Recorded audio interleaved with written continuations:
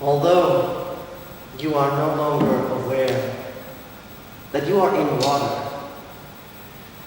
you can feel the perfection, movement from a perfect hydrodynamic shape.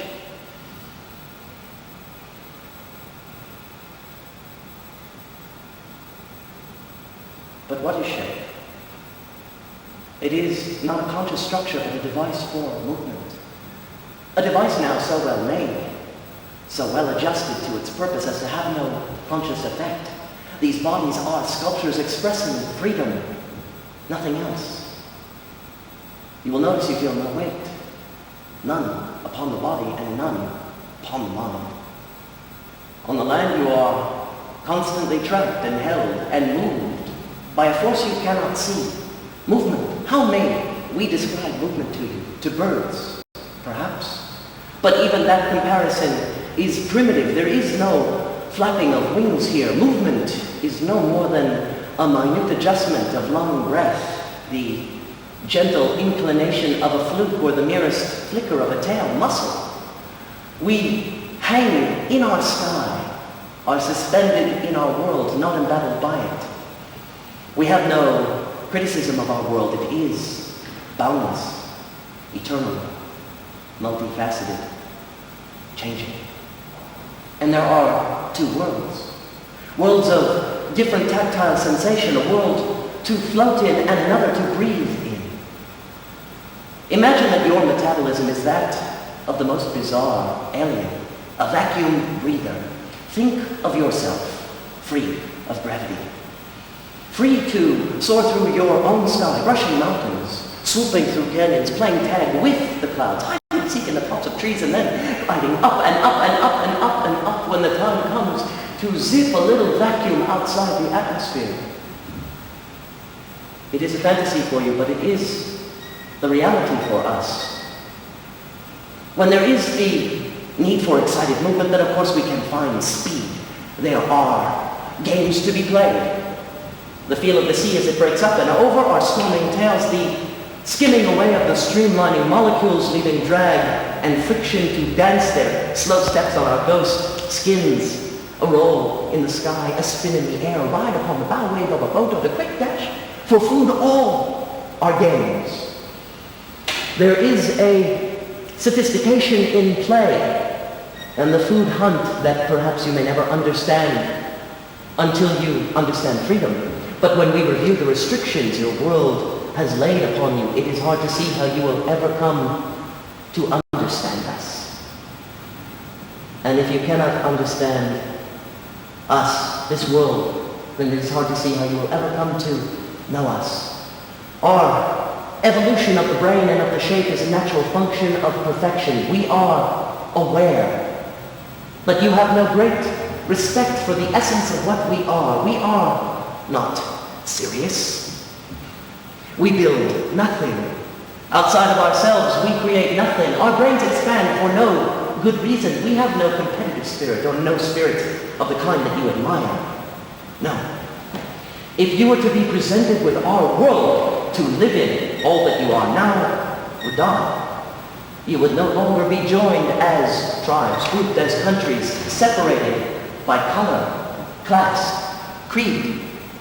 All these imperatives stem from the smallness of your world. Think instead of the dimensions of outer space. You have lifted an inquisitive paw into your ceiling as we have lifted an inquisitive beak into ours.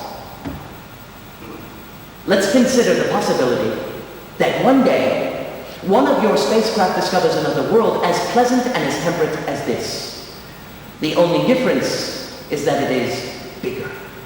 Shall we say 1,000,000 times as large as Earth? Now, if you were to take each of your present nations and place them on this giant world, and to each of these nations allow total freedom of expansion, what would happen? Consider the size. We've mentioned the distance between Africa and the United States would be 6 billion miles, twice that between the US and Asia. And each of these continents would have land areas equally enlarged. We think if you were to ever discover such a world, it would be a trap for you. It would puff out the frantic energies and claustrophobia that presently impel you. And we have never been so impelled. And that is the essence of the difference between us. There are no practical limits to this difference. Certain of our kind have made a choice as to where we prefer to swim, but for all, there is eternal change. Unending room. We may go up or down as and when we choose. Down as far as the desire takes us, the body closing in on itself, protecting itself from pressure, changing air into blood energy, then up and up faster, slow as it suits the body, opening again.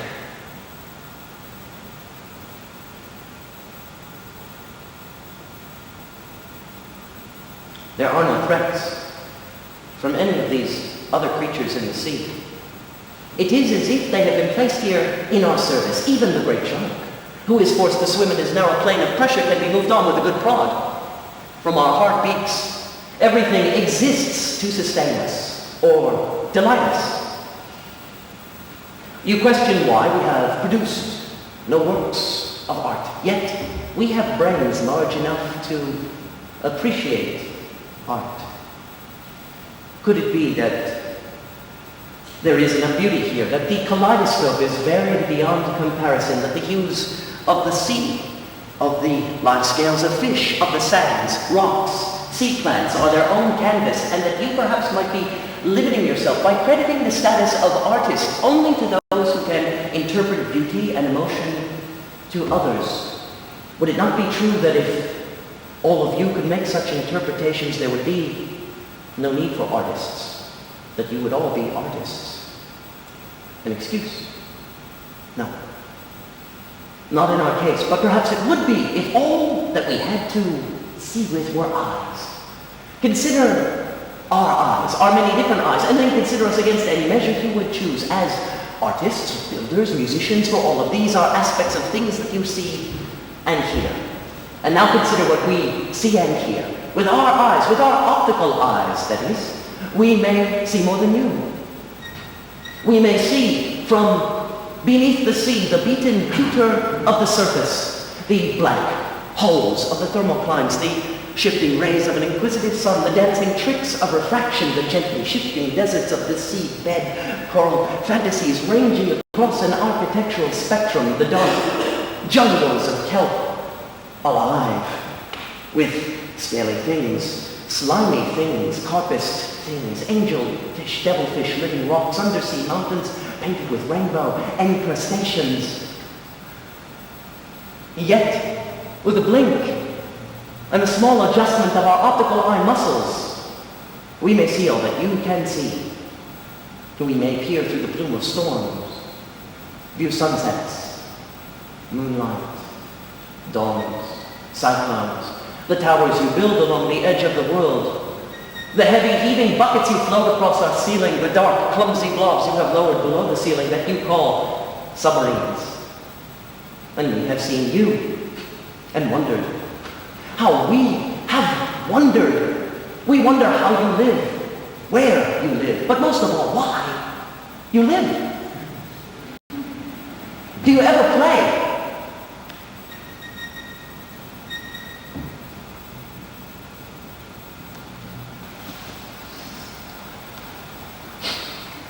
Good afternoon. Now settle down now. On behalf of General Screw Up the Planet and myself, we'd like to welcome you to today's Navy Dolphin Update. Now, as some of you already know, we've been using dolphins in various programs in the Navy for the past 20 years. We of the Navy feel the incredible maneuverability, sensitivity, and sonar capabilities of dolphins are the very attributes our forces have always wanted to emulate. For the Navy, the dolphin is a natural marine operational system. It's a self-propelled vehicle. It's got an onboard computer with programming capabilities. Now, some of you have been wondering what the dolphin role of recently has been in our program.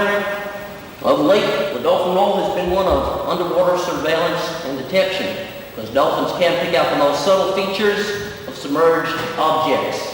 In tests, blindfolded dolphins have been able to locate a vital pill on the bottom of a tank or detect a small stainless steel sphere from a distance of 350 feet. So we'll let you use your imaginations as to how we have applied this little talent of theirs.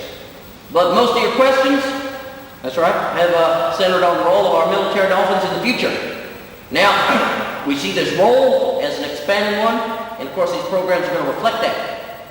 Some of these future programs include protecting offshore oil wells from terrorists and combating underwater sabotage of their shipping.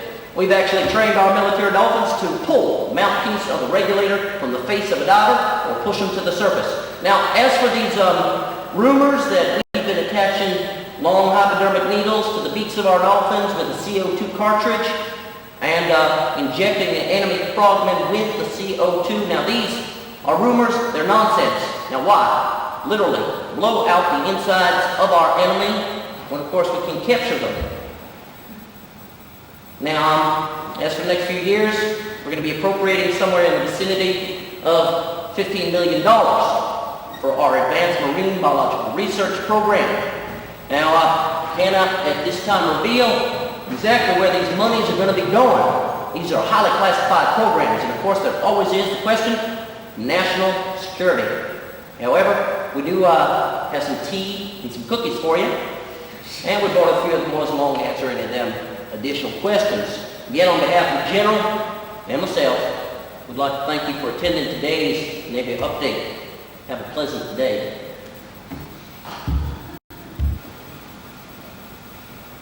We must stress that these optical eyes, in spite of all they, in our terms, can see, are not rated particularly highly by us. There is even one of our kind that bothers with them not at all, no. Our true eyes are what you would call our ears, with some special connections and receiving equipment that as yet you do not possess. We may see a mirrored view of converted sound, a view with depth that sees inside and outside, around and about, measures and counts. With these eyes, we may take a total count of all there is to be known within the ever-expanding balloon of the sonar mirror. Our world is surfaced by sound images so complex as to require that you amalgamate all your media to understand. I will click 90 times in a second, and each click will be a ball of information that is comprehensive, subtle, definitive, humorous, tinged with warnings, warmed by emotional overtones, even a little aggression, and in light of my sexual nature, rich with innuendo. All this from a few clicks. What need the sounds that transmit information, the spoken word? The only voice communication I need to make is one of scorn, appreciation, humor, emotive sounds, emotions that can be expressed other than by sound. This example is true. To read all physical knowledge in a single sonar glance, and to refresh that knowledge constantly with echo pulses, to know the insides of things as well as the images presented by the outsides, to do all this by processes of millions of seconds, is to have a comprehension beyond any example we can present for you. I'm describing a concept of language that many of your own kind have described. Bernard Shaw spent much of his life attacking the limitations of the English language and proposing alternatives. Do you seriously propose that humankind, as a species that should be admired for its ability to communicate, when in this day and age there are possibly more than 1,000 different languages, or more to the point, in a world which admires its ability to communicate and sees it as the factor which separates humankind from all other species, including ourselves, there is not one human being who can communicate with all other human beings.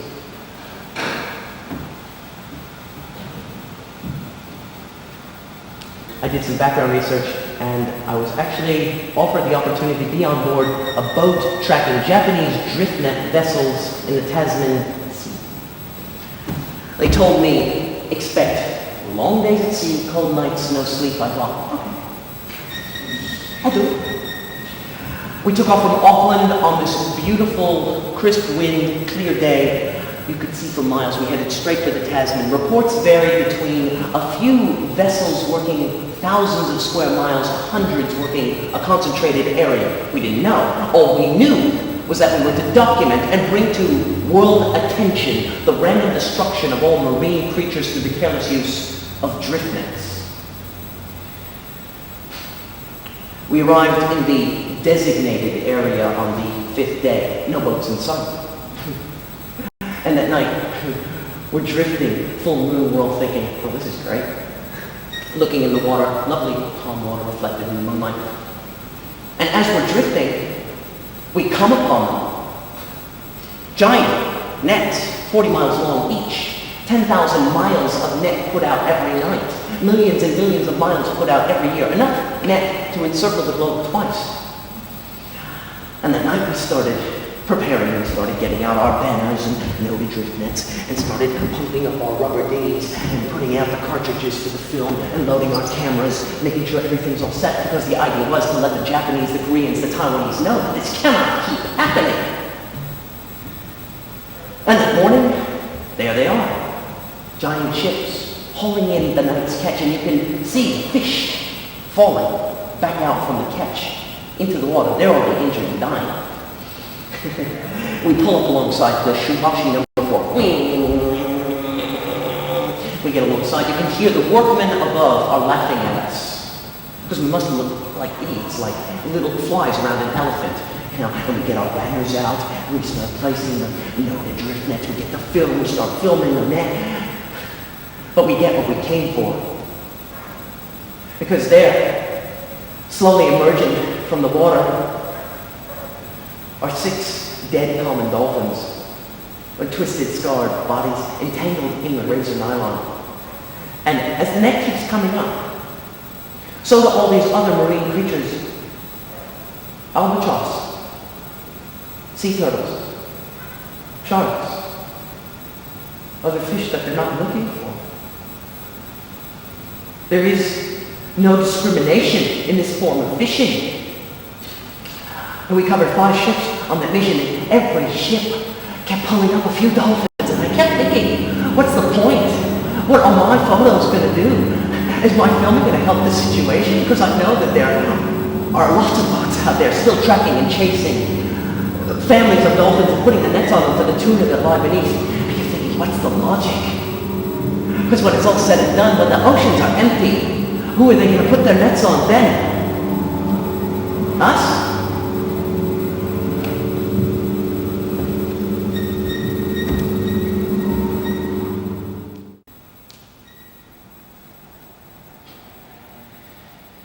You have had great difficulties communicating with us.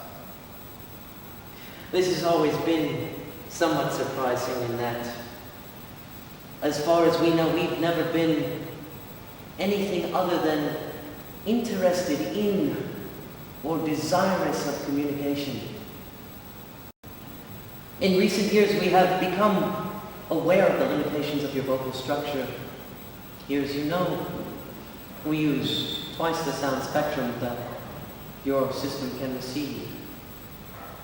I think we must both admit that until you have built equipment to compensate for these differences, vocal communication will be very difficult.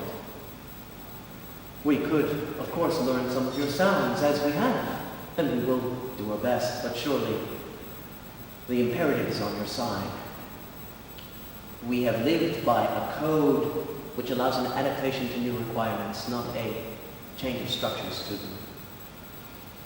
Given time, a few million years, and a continuing human interest, no doubt we will change ourselves to use your range. But if you want it any sooner, you will have to find another tool.